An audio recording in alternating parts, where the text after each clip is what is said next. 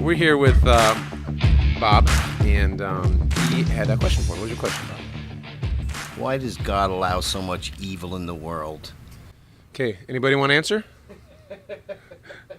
Wait, let me be more specific. Why does an all-powerful, loving God allow evil and suffering in this world, or bad people to suffer? Right? Is that correct? Yeah. Okay. What was that? We got okay. All right, say it again. To weed out the faithful. To weed out the faithful. Explain that. Like you said earlier, wolf in sheep's clothing, right? To weed those out too. People looking like they're doing good, but they're not. Selfish. So you're saying when evil and suffering happens, then they turn their back on God, or their faith is exposed, which is no faith? Some people do both. Some go more towards God.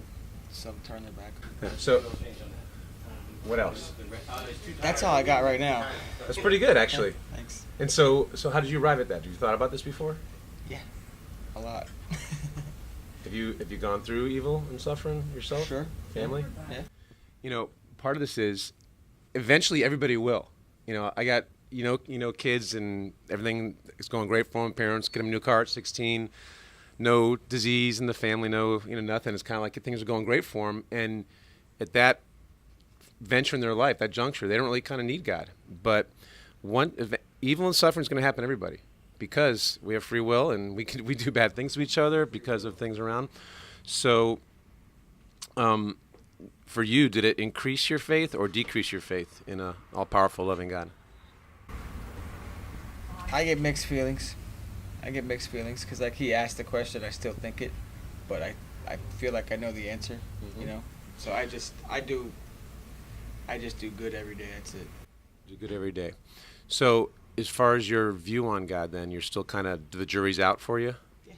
Jury's out. Okay. So what's your first name? Joseph. My name is Eric. So we're friends with Bob. We do this bus called Debunked. Do you see it? Yeah. Behind you?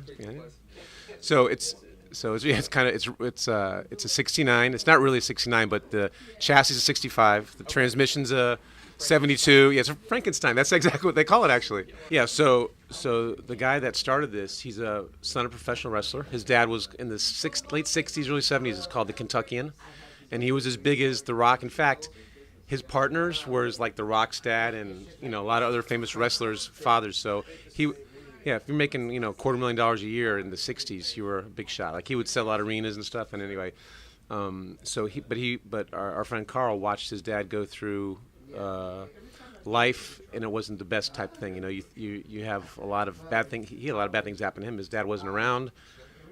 Parents divorced and that kind of life. And so he turned to drugs and booze and fighting and just whatever. You end up in jail. But so that's what he went through. But became an air traffic controller.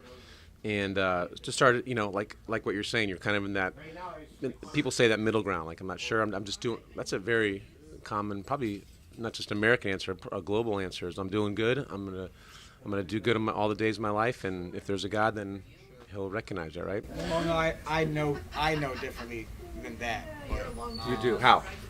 Well, from what I've been taught from people, mostly Christians, I guess you would say, what I'm supposed to be doing to be led into heaven and all that, and You have friends who are Christians? yeah, absolutely, yeah.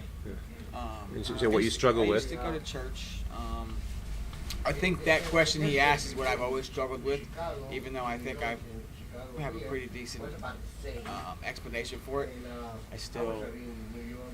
I don't know, because for instance, maybe some churches I don't agree with. I don't agree with. Pick me. I don't agree with money. What do you mean, churches taking money? I know that we need money to live, we need money to survive. Right. No, not that they take money. I think that people want to donate, that's fine. Right. But I think some go above and beyond just taking donations. I don't think it should be advertised. You know what I mean? I'm 100% on board with you. I think a lot of them really abuse that, yeah. I think, I just feel like if I have a relationship with God secularly, I don't have to. I don't need you or anybody else to know what my relationship is. Right. I don't think I need to glorify it. Right. Again, if I do feel like if I just do good, and I help people out when I can. So let me share the. I'm sorry. Tell me your first name again. Joseph. Joseph. Okay. So you have friends that are Christians, and of course, it sounds like they've shared the gospel with you and shared, this kind of stuff with you. So you know that every other religion in the world, every one of them except for Christianity, is based on that. It's based on you do more good than bad, and that's really what they're all about. Even in Islam, you're literally assigned an angel. A good one and a bad one. It's kind of like one records your good deeds, one records your bad deeds, and if you have more good than bad on when you die, then you go to heaven. But really, every world religion is exactly the same. They're all about more good deeds than bad. In Christianity, the one that's different. The one that says like you can't do enough good to get into heaven. It's like when we say I've done something good. A lot of times, for me, my motives are like I want to be seen by other people. I want to get credit, I want to feel good about myself. It's not because I have this, burning little, pot of good inside me, right? Yeah. There's some kind of ulterior motive. So anyway, so God. Yeah. I think that's the best of all ulterior motives. If I feel good about it, is that a bad thing? No, it's not. It's not a bad thing. It's just but it's the concept of how do you do more good? How does more good than bad get you into heaven? It's in the sense that if you I don't know if you. What's that? How do you do enough good? How do you do enough good? Well, we need his opinion on that video because he's got. Yeah. So his question's a good question. Yeah. So by the way, that's the number one question asked of the church. The question that Bob asked, and the one that you thought about. If you have 3 minutes, it's like 3:15. 3:15. We have a video. Come watch it with us, and then give us your opinion afterward. Worldwide. Oh yeah. It's the number one question we have. Yeah. But and watch this. I teach at different churches on this subject, and what I tell people and the Christians, I say, you have to have if you want to be a serious person in this life, you have to have an answer to this question. Everybody asks this question. They said the 4 questions of life are, where do we come from, where we're going, or what happens when we die?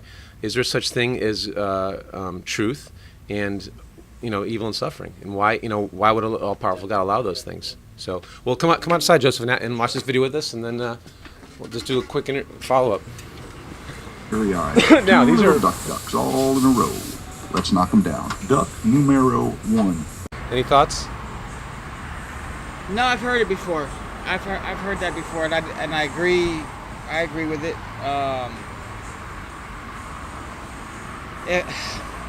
An Almighty. Yeah, he's powerful. Yeah, he does things, but nobody can control anything. I don't even think a God can control everything, right? Because we were given free will. Right. People are going to make choices, so it makes sense. If you don't have bad things, what's good things, right? Yeah, you can't have bad without good. And Right? vice versa, right? Vice versa. So, ultimately, now here's a little bit off subject, because when I'm watching that, as I growed up and got older, I always, science. I've watched videos where science goes hand in hand with the Bible and how they can explain, this and this. Mm-hmm. I've always left in the alien argument. Mm-hmm. You know what I mean? What if that was a God? What if that was God? And either way you look at it, do good. That's all, Right. So watch this. This is interesting. I hope we do a video on this one day, actually, because so if you watch, now, do you ever look at like news websites? Yeah. So, as much as I get on the internet, really. Well, even if you watch news, listen to whatever, any news at all, like once in a while, I would say it's once every 2 to 3 months, you'll hear a story. They call it exoplanets. They say, we found a new exoplanet. An exoplanet is a place where there's possible conditions for life. And we found 19 more planets, 2 more planets, 5 more planets. Right. And what it is, it's mankind. It's a desperate search to find life in outer space. Even they say that a baby in a womb is not a life, but a little fossil of an amoeba on some foreign planet would be life, and it would be the biggest. We're more interested in. Because we want to find alternatives to God. So yes, I've thought about exactly what you're saying. I agree with that. I don't think there personally. First of all, we haven't found life anyplace else. Right? We've been desperately searching for it. Mankind, we will continually desperately search for it. Well, it's because of God. Because of God. What do you mean? Searching for, that's why we're trying to find, We're trying to find an alternate source. Sure. To show that, look, life could happen, we could happen at some other place in the universe. That's a great question, and I think we should do a video on that. Yeah. Could we contact you again? God's eyes, the sins are the same, and I would still wholeheartedly disagree with that. You don't get to kill somebody or curse and make a comparison to that. I get where they say it in God's eyes, for the forgiveness part of it, right? He'll forgive if you repent and if you actually truly mean it, right? But I just don't see that. I don't agree with it. I think if you kill somebody, not that I believe in an eye for an eye, but you definitely deserve. Do you believe in hell?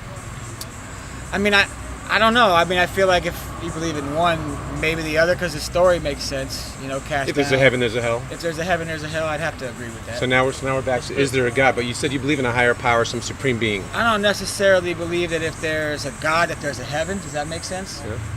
Yeah. The way that we see it. You know what I mean? Maybe there's a whole different plane of existence, but I think maybe we interpret things, you know, the way that we interpret it. I don't necessarily even agree that maybe somebody heard a voice. I mean, I don't know, you know? I don't know. These are good. Now watch this. I would though. like to be spoke to by God, because then maybe I could go, hey, that's true, you know? Because if you don't see it, you don't feel it, you don't know it. How does God speak to us, though? I think he speaks to us like this. Generally, you know? Like, I came here, there's my truck, you know?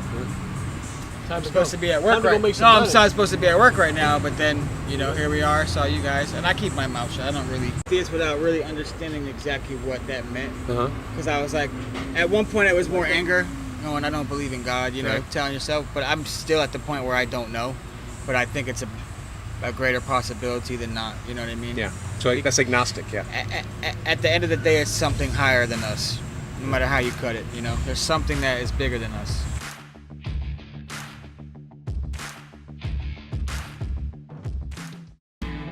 Hey everyone, Billy here. Thanks so much for watching. If you'd like to see more content like this, check out one of these videos. Also, make sure to subscribe to our channel and visit our website.